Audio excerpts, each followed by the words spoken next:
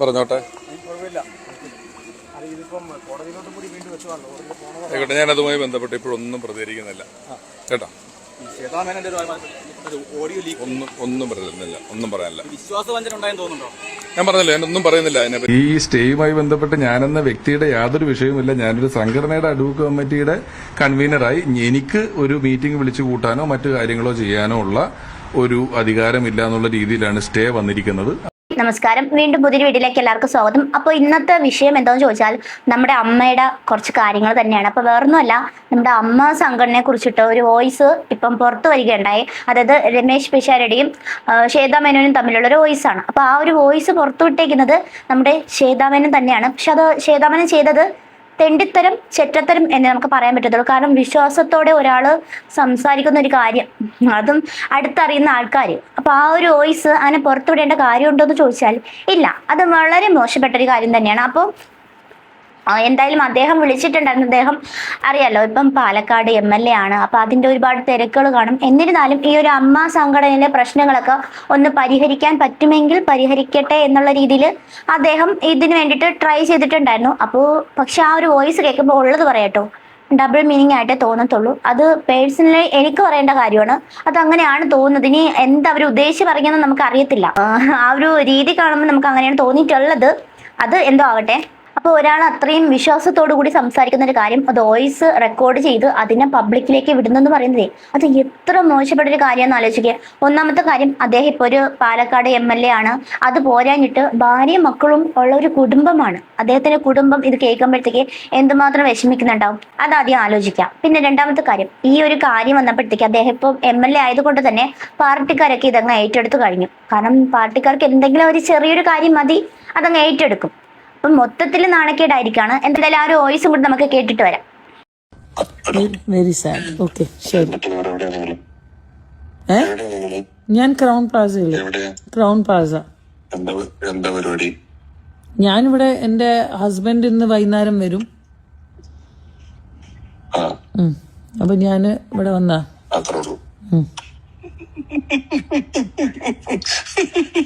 Hello, ഞാനേ നിങ്ങളോട് crown Plaza എന്താ പരിപാടി അല്ല, അതല്ല, ഞാൻ അങ്ങനെയല്ല, ബോംബെന്ന് മൂപ്പര് വരും എന്നാ ഞാൻ പറഞ്ഞത്. അതാ ഞാൻ പറഞ്ഞത്, മൂപ്പര് വന്നിട്ടാണോ പരിപാടി? ഓ, ആ പരിപാടി അങ്ങനെയൊന്നുമല്ല. അല്ലേ, ഞാനത് കൂട്ടി വായിക്കാം. നിങ്ങളോട് ചോദിച്ചു എന്താ ഇന്ന് പരിപാടി, വൈകിട്ട് ഹസ്ബൻഡ് വരും.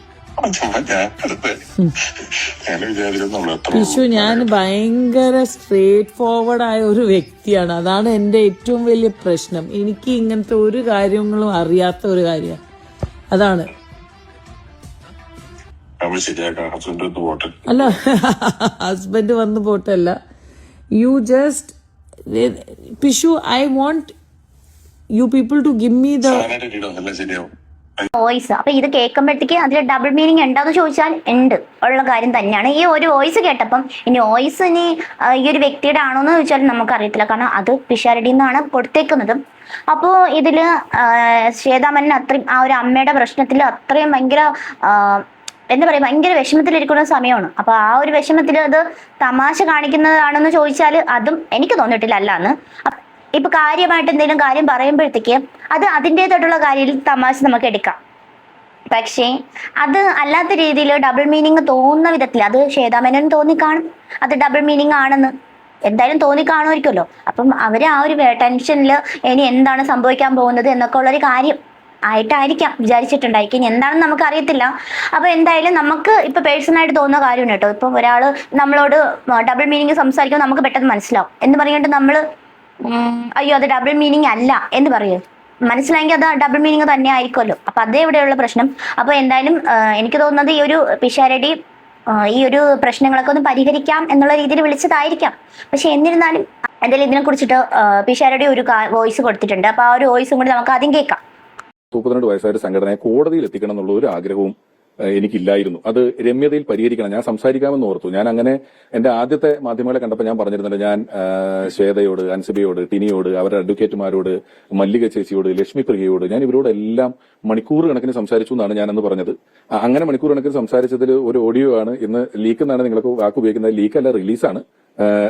ലീക്കും റിലീസും വ്യത്യാസമുണ്ടല്ലോ. റിലീസാണ്. അതിന്റെ ഓഡിയോ ക്വാളിറ്റിയുടെ വ്യത്യാസം. എന്റെ ഫോൺ ടോണും ബാക്കി ലൈവ് ടോണും കേട്ടാൽ എവിടുന്ന ലീക്കായെന്നൊക്കെ അല്ലെങ്കിൽ റിലീസായെന്നുള്ളത് നമുക്ക് മനസ്സിലാവും. എനിക്ക് വ്യക്തിപരമായി, ഞാൻ എന്റെ വ്യക്തിപരമല്ല ഈ പ്രശ്നമെന്ന് പറഞ്ഞെങ്കിലും വ്യക്തിപരമായി എനിക്ക് വലിയ സൗഹൃദം ഉണ്ടായിരുന്ന, ഞാനുമായിട്ട് കോൺടാക്ട് ഉണ്ടായിരുന്ന ഇനി ഉണ്ടാവുമായിരിക്കും, കാണുന്ന ഒരാളിൽ നിന്നും ആ ഓഡിയോ നമ്മളൊരു രമ്യതയിൽ എത്തിക്കാൻ വേണ്ടി ആഗ്രഹിച്ചുകൊണ്ട് പ്രതീക്ഷിച്ചുകൊണ്ട് വർത്തമാനം പറയുന്ന അനുരഞ്ജന സംസാരങ്ങളുടെ ഓഡിയോ പുറത്തു വിട്ടതിൽ എനിക്കൊരു പേഴ്സണൽ ഇഞ്ചുറി, ഒരു വേദന ഉണ്ട്. അതാണ് എനിക്ക് ആകെ ഇതുമായി ബന്ധപ്പെട്ട് തോന്നിയുള്ളൂ. അല്ലെങ്കിൽ നമ്മൾ നല്ലത് വരണമെന്ന് മാത്രമല്ല വിചാരിക്കുന്നത്, നമ്മളെല്ലാവരും ഇതിനകത്തുള്ള എല്ലാവരും ഒന്നിച്ച് നിൽക്കണം. അപ്പൊ ഇതാണ് രമേശ് പിഷാരടി പറഞ്ഞ കാര്യം. പിന്നെ ഇതിലൊരു കാര്യം പറയുന്നത്, മല്ലിക സുകുമാരനോട് സംസാരിച്ച കാര്യം ശ്വേതാമേനോട് സംസാരിക്കാൻ പറ്റില്ല, ശ്വേതാമേനോട് പറയുന്ന കാര്യം മല്ലികയോട് പറയാൻ പറ്റില്ല, പിന്നെ അൻസിബയോടും പറയാൻ പറ്റില്ല. അപ്പൊ രണ്ടും പല രീതിയിലും പല ക്യാരക്ടറാണ്. അപ്പം തമാശ എവിടെയാണോ ഇഷ്ടം, തമാശ കൂടുതൽ സംസാരിക്കുന്ന ആൾക്കാരടുത്തും ഫ്രീഡം എത്രത്തോളം ഉള്ള ആൾക്കാരടുത്തുമാണ് മിക്കവാറും ഇങ്ങനെയൊക്കെ സംസാരിക്കാറ് എന്നാണ് എനിക്ക് തോന്നും. കാരണം അവര് പറയുന്നത് വേറെ കാര്യം, രമേശ് പിഷാരടി പറയുന്നത് വേറെ കാര്യം. അങ്ങനെ ഓപ്പോസിറ്റ് രണ്ടും ഒന്നും ചേർച്ചയില്ലാത്ത കാര്യങ്ങളാണ് പറയുന്നത്. പാലക്കാട് MLA, പിന്നെ അമ്മ സംഘടനയിലെ ഒരു പ്രതിനിധി എന്നൊക്കെ ഉള്ള രീതിയിൽ ഈ ഒരു പ്രശ്നം സോൾവ് ചെയ്യാനായിരിക്കാം ഒരു പക്ഷേ വിളിച്ചിട്ടുണ്ടായിരിക്കാം. പക്ഷെ അത് പുറത്ത് വിട്ടതും ചെറ്റത്തരമെന്ന് ഞാൻ പറയത്തുള്ളൂ. അങ്ങനെ വിടണ്ടായിരുന്നു. അങ്ങനെ എന്തെങ്കിലും പ്രശ്നം ഉണ്ടെങ്കിൽ അത് നേർക്കുനേരെ സംസാരിച്ച് തീർക്കണം, ആ ഒരു രീതി തന്നെ. അല്ലാണ്ട് ഈ ഒരു പബ്ലിക്കിലിട്ട് ആൾക്കാരുടെ മുന്നിലേക്ക് അത് വലിച്ചെറിഞ്ഞിട്ട് ഒരാളുടെ ഒരു എന്താ പറയുക, ഒരു ഫെയിമിനെ ഇല്ലാണ്ടാക്കുകയാണിത്. അപ്പം ഓപ്പോസിറ്റ് നിൽക്കുന്ന ഒരാളുടെ ഒരു MLA എന്നുള്ളൊരു സ്ഥാനമുള്ള ഒരു ഫെയിം ഇല്ലാണ്ടാവുകയാണ് ചെയ്യുന്നത്. അപ്പൊ അതൊക്കെ കൊണ്ട് തന്നെയാണ്. പിന്നെ ഈ ഒരു അമ്മയിൽ കോടികളുടെ തട്ടിപ്പ് നടക്കുന്നുണ്ട്, അമ്മ സംഘടന വെച്ചിട്ട് അവിടെ നിന്ന് തട്ടി ഇവിടെ നിന്ന്. പ്രത്യേകിച്ച് ഈ മോഹൻലാലും മമ്മൂട്ടി അതിന്റെ മെയിൻ ആൾക്കാർ, അവരുടെ കോമഡീസ് കാണാനും അവരുടെ അഭിനയങ്ങൾ കാണാനാണ് ആൾക്കാർ ഇങ്ങനെ ഇരിക്കുന്നത്. അപ്പൊ അവരുടെ രണ്ടൊരു ഫോട്ടോയും അതൊക്കെ വെച്ച് പരസ്യം ചെയ്യുമ്പോൾ തന്നെ ഏകദേശം നല്ല കോടികളുടെ എമൗണ്ട് അവിടെ അമ്മ സംഘടനയിലേക്ക് വരുന്നുണ്ട്. അമ്മ സംഘടനയില് നേതൃത്വം വഹിച്ചുകൊണ്ട് പോകാൻ പറ്റിയ ഒരാൾ അവിടെ ഇല്ല. അൻസിബ ഇപ്പൊ കുറെ കാര്യങ്ങൾ തുറന്നു പറഞ്ഞതുകൊണ്ട് മാത്രമാണ് ആ ഒരു സംഘടനയ്ക്കകത്ത് ഇത്ര കാര്യങ്ങൾ നടക്കുന്നുണ്ടെന്ന് നമ്മൾ തന്നെ ഇപ്പൊ അറിഞ്ഞത്. അപ്പം ഇത് അൻസിബ എന്ന് പറയുന്ന വ്യക്തി പറഞ്ഞിട്ടില്ലായിരുന്നുണ്ടെങ്കിൽ ഇന്നും ഈ ഒരു കാര്യങ്ങൾ ആരും ജനങ്ങളൊന്നും അറിയത്തില്ല. അവിടെ നടക്കുന്ന തട്ടിപ്പുകളും എന്തൊക്കെ കാര്യങ്ങൾ നടന്നാലും ആരും അറിയത്തില്ല. കാരണം അതിങ്ങനെ നടന്നുകൊണ്ട് തന്നെ ഇരിക്കും, ജനങ്ങൾ ഇങ്ങനെ പറ്റിക്കപ്പെട്ടുകൊണ്ടിരിക്കും. അത്രയേ ഉള്ളൂ ഇവിടെ സംഭവിക്കുമെന്ന്. അമ്മ സംഘടനയെ കുറിച്ചിട്ട് പറയുകയാണെങ്കിൽ ഇതൊക്കെ തന്നെയാണ് ഉള്ളത്. പിന്നെ പ്രത്യേകിച്ച് ഈ ഒരു കാര്യത്തെക്കുറിച്ച് പറയേണ്ട കാര്യമില്ല. പക്ഷേ പിഷാരടി ഒരു അമ്മ പ്രശ്നത്തിൽ ഇടപെടാണ്ടിരുന്നെങ്കിൽ നല്ല രീതിയിൽ പോകുമായിരുന്നു. സത്യം പറഞ്ഞാൽ നാറ്റ കേസാണ് കേട്ടോ ഈ ഒരു അമ്മ സംഘടനയിലെ ആൾക്കാരുമായിട്ട് ഫോൺ സംഭാഷണം ചെയ്ത് അവസാനം അത് പബ്ലിക്കിലേക്ക് ഇടുന്നത്, അത് കേൾക്കേണ്ട ഒരു അവസ്ഥ വരുന്നത്. എല്ലാ ആൾക്കാരും വോട്ട് ചെയ്ത് ജയിപ്പിച്ചെന്തിനാണ്? ജനങ്ങളുടെ കാര്യം നോക്കാനാണ്, ജനങ്ങളുടെ കാര്യങ്ങളിൽ തീർപ്പുണ്ടാക്കാൻ വേണ്ടിയിട്ടാണ്. അപ്പൊ അവര് അത്രയും ക്ലിയറോട് കൂടി നിങ്ങളെ തിരഞ്ഞെടുക്കുന്ന ആ ഒരു സമയത്ത് അവരുടെ കാര്യങ്ങൾ നോക്കുക, അല്ലാണ്ട് ഈ ഒരു അമ്മ സംഘടനയിലെ കാര്യങ്ങൾ നോക്കിയിട്ട് എന്തെങ്കിലും കാര്യം നേടാണ്ടോ? ഉത്തരവാദിത്തങ്ങൾ കണ്ണു മുന്നേ നിൽക്കെ അതിനിടയിൽ കൂടി ഈ ഒരു അമ്മ സംഘടനയുടെ കൺവീനർ ആകാൻ ശ്രമിക്കുന്നത് അത് വളരെ തെറ്റാണ്. കാരണം ഇപ്പൊ ജനങ്ങൾ ഒരാൾ തിരഞ്ഞെടുത്തിരിക്കുകയാണ് അവരുടെ കാര്യങ്ങളും ഉത്തരവാദിത്തങ്ങളും നോക്കാൻ വേണ്ടിയിട്ട്. അപ്പൊ ആ ഒരു സമയത്ത് ഈ പെണ്ണുങ്ങളുടെ ഇടയിൽ ചെന്നിട്ട് അവരുടെ പ്രശ്നങ്ങൾ നീക്കം ചെയ്യാനും അവരുടെ പ്രശ്നങ്ങൾ സോൾവ് ചെയ്യാനും ശ്രമിക്കുന്നത് എന്തിനാണ്? വല്ല കാര്യം ഉണ്ടായിരുന്നോ? ഇപ്പൊ നാറേണ്ടി വന്നത് ആരാണ്? നാരായണക്കല്ല് എടുത്തത് ആരാണ്? അപ്പൊ അതുകൊണ്ടാണ് പറയുന്നത്, ആവശ്യമില്ലാത്ത കാര്യങ്ങളിൽ ഇടപെടേണ്ടി വരുന്നാൽ ഇതിനപ്പുറവും ഇനി കിട്ടും.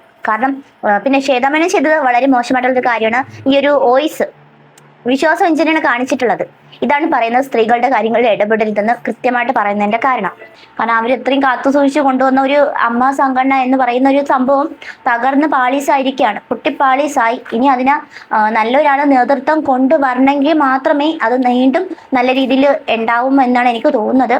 എന്തായാലും അമ്മ സംഘടനയിൽ ഇങ്ങനെയുള്ള പ്രശ്നങ്ങൾ നടക്കുന്നെന്ന് അൻസിബ പറഞ്ഞുകൊണ്ട് മാത്രമാണ് ഇപ്പൊ എല്ലാവരും അറിഞ്ഞത്. അപ്പൊ ഇത്രയൊക്കെ ഉള്ളൂ. അപ്പൊ വീഡിയോ ഇഷ്ടപ്പെട്ടാൽ ഒന്ന് ലൈക്ക് ചെയ്യുക, ഇഷ്ടപ്പെട്ടിട്ടുണ്ടെങ്കിൽ ഒന്ന് സബ്സ്ക്രൈബ് ചെയ്യുക, ഒന്ന് ഹൈപ്പ് ചെയ്യുക. അപ്പൊ വീണ്ടും പുതിയ വീഡിയോ ആയിട്ടൊക്കെ വരാം. അതുവരെ ടാറ്റ.